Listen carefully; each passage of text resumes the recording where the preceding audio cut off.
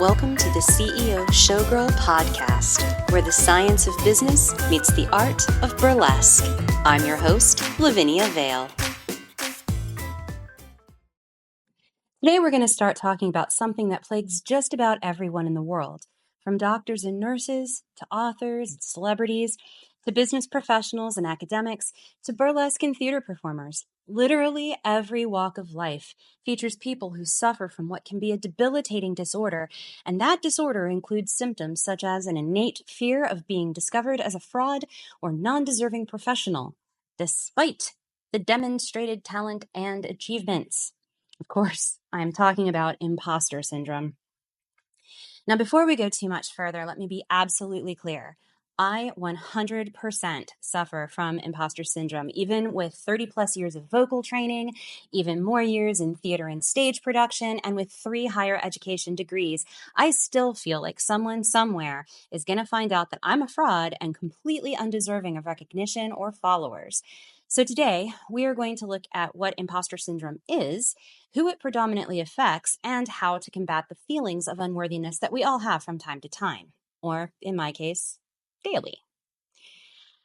I also want to stress that I am not a clinical psychologist. I am an industrial and organizational psychologist, business psychology. And I am definitely not your therapist. I'm barely even my own therapist. So what I'm going to say is not meant to be anything other than an exploration of the science behind imposter syndrome and some practical and documented coping mechanisms to help you and me in the moment before anxiety and panic take hold like a vice grip. So we're going to go ahead and get started and talk about what imposter syndrome is and where it comes from. If you run a Google Scholar search for imposter syndrome, you will receive many pages of peer-reviewed articles on that specific topic that range across different industries and date back to 1978, which is when the term first came into standard use from an article regarding high-performing women and their feelings of self-doubt and not feeling like they belonged to the group that they were a part of. Since that time, scientists estimate that upwards of 70% of the general population have suffered from imposter syndrome at least once in their lives. And if we take a moment to break down and then take another moment to really focus and look at the components of imposter syndrome, we may be able to address each in part and discover some coping mechanisms to address the predominant issue. I use scientific research and sources for these podcasts, but I really don't want to make these sound academic or worse yet, clinical. So rather than give these components the names they have in my research, which is available to my Patreon members, I will attempt to rename these in ways that make sense to non-psychologists. The first part is the affective feature. This feature affects how you view yourself and how you perceive others view you. It's what we commonly state as the defining thing of imposter syndrome. It's the fear of being discovered and exposed as a fraud and a feeling of not deserving the role occupied or the success achieved. And because of this feature and that it affects your self-view part is what causes you to truly believe that you are not only unworthy of your position, but that you are incapable or you lack the ability to perform specific duties for the role. And that's not only false, it's also unjustified and very unfair to yourself. If you're a burlesque performer who suffers from imposter syndrome, you may feel extremely incapable or inadequate when performing a specific type of routine, say like a silk fan routine, despite having evidence that the audience have enjoyed and been entertained by that very act. If you're a business professional, perhaps you have imposter syndrome surrounding a specific part of your role, like you are a certified DEI professional, and yet you feel like others will know that you are somehow incapable of performing the tasks and duties related to that role. You get the idea. So the final part, we have affective and we have the self-view. The final part is the behavioral part. And in this particular part, you feel the incredible cognitive dysfunction that occurs when you're suffering from imposter syndrome And it seems like you can only choose to disbelieve the positive reinforcements of success and instead dismiss praise, derogate the accuracy of positive evaluations, and engage in other behaviors that insulate yourself against information that would validate your competence and worth. In other words, if you're suffering with imposter syndrome, you're biased against yourself. You simply just cannot believe in your own abilities or your own worthiness of success. By this, and by way of personal example, I spoke about my doctoral research at a professional conference for my degree field. And even though I was considered by many professionals in my field as an expert in applied gaming, which is a completely separate topic than applied burlesque, but yet they are remarkably similar, I just simply didn't believe it. I couldn't believe it. How could I be an expert in applied gaming when I was just a silly nerd who played way too many video games, board games, and tabletop RPGs? You know how I'm an expert in applied gaming? Because I play way too many video games, board games, and tabletop RPGs, and I hold a degree in the psychology behind how people learn. And I have an understanding of human psychology as applies to work and training. I have evidence of this from colleagues who have said as much, to the degree hanging on my wall in my office. And yet right now, I feel like I'm going to be discovered as a fraud. And especially because I just talked up my talents, skills, and knowledges. And I just know someone is going to listen to this podcast and then tell me that I'm wrong and that I'm a fraud. Of course, that person will probably be a white man who doesn't actually look anything up. But such is the life of a woman with advanced degrees who also takes off her clothes in front of complete strangers as a storytelling technique. Let's be real. But I bring up a very valid point that beautifully transitions from what imposter syndrome is to whom it predominantly affects. There are memes all over the internet that feature a white man explaining a field in which he has no expertise to a woman whose work is in that very field. A lot of people would use the term mansplaining, and that's as good a term as any, I suppose. There's also memes that talk about having the confidence in your own abilities, like a white man who truly believes he's a gift to the human race, or a billionaire, or a toddler who has just put something in their mouth and run away. The memes do vary. But regardless, according to scientific research available, those who are predominantly affected, predominantly, not solely, these are not the only ones affected, predominantly affected are high achievers, women, and underrepresented racial, ethnic, and religious minorities. Neil Gaiman famously responded to a reader's question about imposter syndrome by telling a personal story of being at an event where he met none other than the first man on the moon, Neil Armstrong. To just give a quick summary, Gaiman and Armstrong were both invited to a conference for authors and scientists and the like. And Gaiman met Armstrong, and Armstrong bemoaned not feeling like he should be at this conference because everyone else, quote, made amazing things. And he, quote, just went where he was sent. And in that moment, Gaiman realized that if Neil Armstrong felt like an imposter, then maybe everyone did. These are high-performing people who have difficulty accepting their talents and achievements were what brought them to the success that they have enjoyed. However, if we look at the list of who is predominantly affected by imposter syndrome, we can see that those significantly impacted are those who are not white men. Ignoring the high achieve aspect of those predominantly affected, let's focus on the rest. Women, BIPOC, and other underrepresented minorities, which includes LGBTQ+.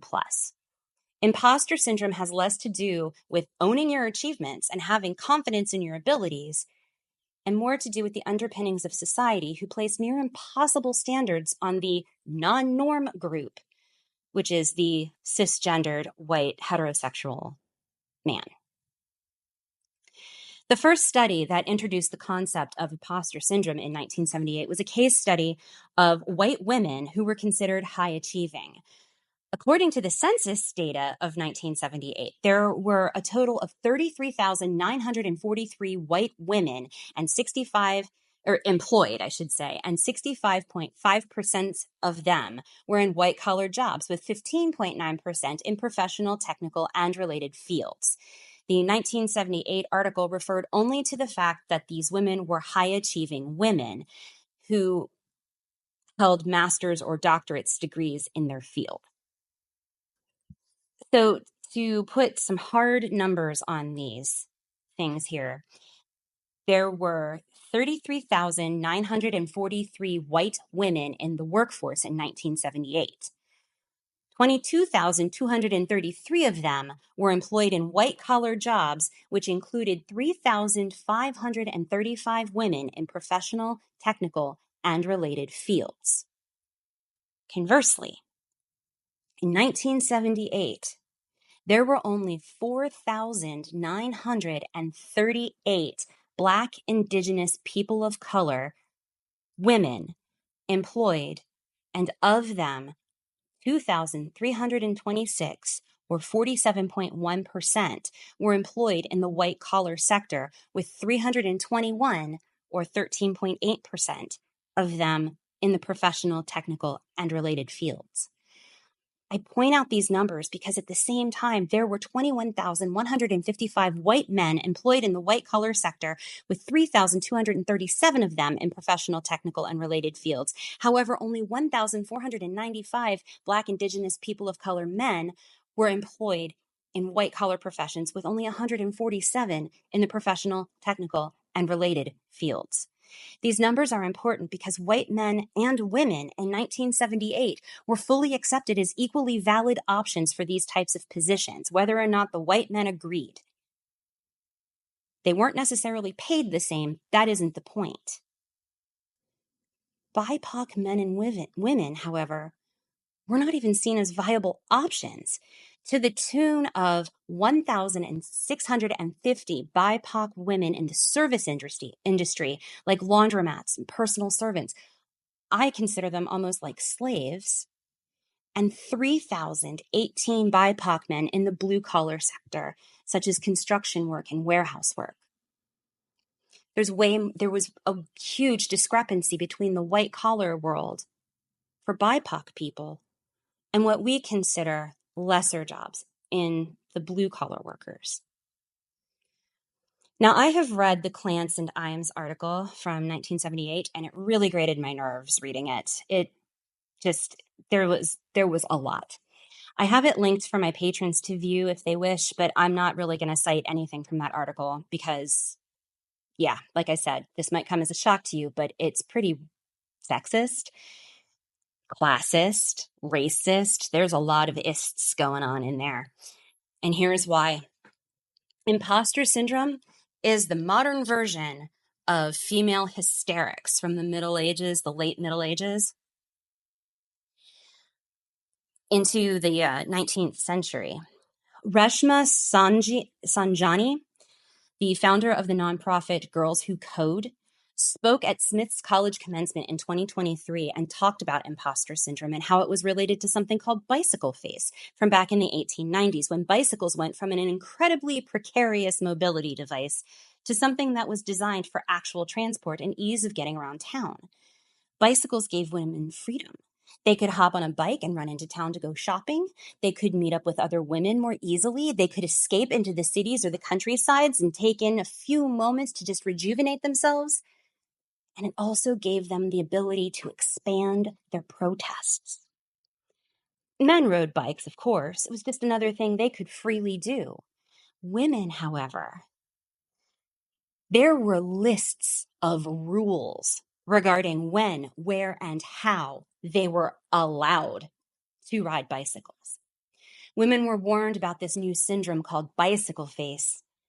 It would contort their face, and it could potentially freeze that way with overexertion and exhaustion. But as time went on, even the doctors began to question the legitimacy of bicycle face, ultimately realizing that there was no actual or permanent damage done to the face by concentrating on riding.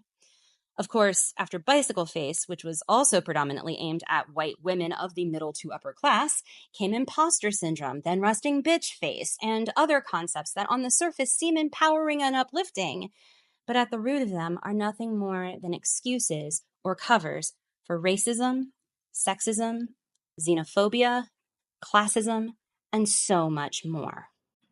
So what exactly am I saying? I'm saying that imposter syndrome is, in itself, an imposter syndrome. It masquerades as a true psychological issue that, in actuality, was created to describe the feelings of specifically white middle class women in the professional workplace in the mid to late 1970s who were, in fact, being bullied by their white male colleagues into believing themselves to be less than they were. Imposter syndrome is better identified as gaslighting, specifically self-gaslighting, because there are those in the workplace who would rather you believe yourself to be lacking in ability so that you focus on your own shortcomings and not theirs. It is a manipulation and bullying tactic that has been deployed to counteract women, BIPOC and BIPOC women specifically, but also those white men who find themselves being bullied either by their own thoughts or those in their lives who were meant to support them and failed in their one job. Can you imagine what person hurt Neil Armstrong that he truly believed he did not belong in a room full of scientists, engineers, authors, and other extremely high-performing people? It was likely a higher-ranking officer somewhere in his life who convinced him he was nothing more than a grunt who followed orders. What about you? Who was it who first told you that you were unworthy or undeserving? Think back. Think hard. Who told you you were undeserving of the role or space you currently occupy? Someone did, and that someone was not you. That someone may be you now, but you were not the one who started yourself down this path of self-doubt and self-gaslighting. We've talked a lot about how imposter syndrome affects us and who is predominantly affected by imposter syndrome, and we've also discussed what imposter syndrome is. So how do we combat it? What can we do to stop the self-sabotaging thoughts we have regarding our value and our worth? Honestly, I don't know. I know I'm in therapy sessions, and I know I can hear my therapists, past and present, both saying, check your facts. And really, that's all I have as a non-clinical psychologist. Check your facts. Remember that the number one thing that self-gaslighting does is cause you to doubt hard evidence.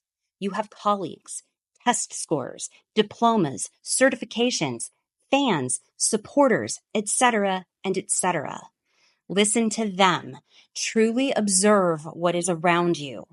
Neil Gaiman had to meet another person who, by his estimation, was greater than he in order to realize that maybe everyone felt the same way from time to time. But herein also lies the problem that comes with self-gaslighting. Comparison. It is not your job to compare yourself to another person. It is your job to compare yourself to you. Let me repeat that for you. It is not your job to compare yourself to another person. It is your job to compare yourself to you. I am a spinto coloratura soprano. In super simplistic opera terms, that's a baby dramatic soprano. And a dramatic soprano is the type of opera singer you think of when you hear the term opera singer. You know, like the large woman with the bullet helmet with the horns coming out the side singing. But then there's the other soprano, the one that almost everyone loves. Her voice is high and floaty, and it just sounds so smooth and so beautiful and so effortless. Those are the lyric sopranos, and that is the largest population of operatic sopranos out there. I absolutely cannot compare my voice to their voices because our physiognomy is completely different. Despite a lyric soprano being able to reach soaring high notes that are a few steps higher than I can hit, I tap out around double high E, which for those of you playing the home game is the very last note of the song Phantom of the Opera in Andrew Lloyd Webber's musical Phantom of the Opera, just for reference. Lyric sopranos cannot do as I do and sing at a normal volume and still be heard through an 80-piece orchestra without a microphone. And dramatic sopranos do me one better by singing louder than an 80-piece orchestra without a microphone. I cannot constantly compare myself to another singer. I absolutely must remind myself of this every time I am booked to sing at a show where there's another female singer. It seems like I should have all of this well in hand, given that I just explained the differences in our voices. And yes, I should. However, in my life, I had key people tell me how terrible my voice was, how harsh, how unpleasant, how ugly. And all those words, said to me by people who themselves secretly felt unworthy to be where they were, stuck with me and became my self-fulfilling evidence of my lack of ability. I stopped singing in public for a very long time, and it wasn't until I started getting into burlesque that I began performing again as a vocalist. And now, it's one of the features of my show in Coquille that I host. This has been a very long episode of determining how to overcome self-gaslighting, exploring who is predominantly affected by it, and what it even is. Remember, imposter syndrome is in its very existence an imposter syndrome. It is better classified as self-gaslighting, and it can be debilitating in a number of ways, ranging from diversity and inclusion issues in the workplace to self-limiting behaviors that keep you from attaining your own personal dreams and goals. Remember, it is not your job to compare yourself to another person. It is your job to compare yourself to you. If you take nothing else away from this podcast, take away that statement. Make it your mantra. Create a visual statement of that mantra and hang it on your wall. Read it, repeat it. Remind yourself that you are better than you were yesterday. And always check your facts. This has been the CEO Showgirl, where the science of business and the art of burlesque meet. If you like what you heard today, please follow the CEO Showgirl on Patreon and consider supporting the creation of this podcast there. For as little as $3 per month, you will have access to the full transcripts as well as the references for each episode. The music for the CEO Showgirl podcast is used under the Creative Commons license for content creators. The script and audio production for the CEO Showgirl is done by Lavinia Vale for Sunflower Entertainment Group, LLC. Check out the CEO Showgirl at patreon.com/CEO_Showgirl or find out more about Sunflower Entertainment Group by visiting sunflowerentertainmentgroup.com.